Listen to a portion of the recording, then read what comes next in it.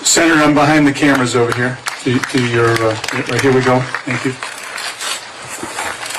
Senator, I saw you a number of years ago when you spoke at Christians United for Israel Washington Summit, and I wanted to thank you for supporting Israel. Absolutely. How would you deter a nuclear Iran?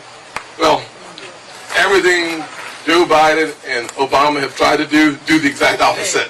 Number one, I'm a big believer in Psalms 122:6, pray for the peace of Jerusalem and those who do will prosper, number one. Number two, I would say standing shoulder to shoulder with Israel, making sure that they have all the resources and weapons that they need is incredibly important.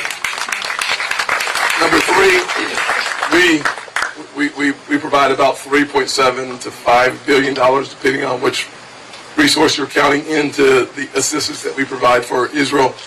We should do that, maybe even a little bit more.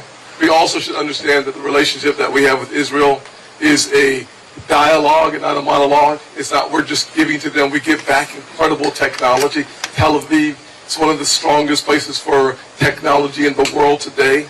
So standing toe-to-toe, shoulder-to-shoulder, back-to-back with Israel would be a part of my administration.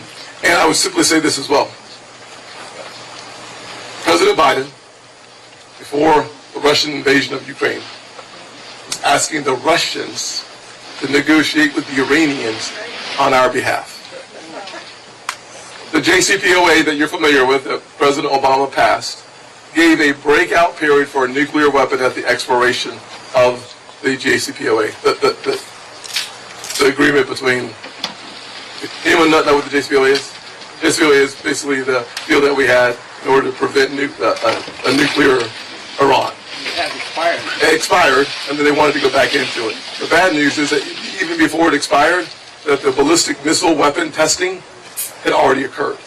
So they weren't abiding by it, but they also were not allowing the inspectors to have the quick inspections without notification. So it was a disaster. I think what you've seen is an acceleration of the advanced centrifuges being developed faster. I think we have to put ourselves and Israel in the strongest position to slow that down, cut it off, and prevent it from happening. Senator, I'm still right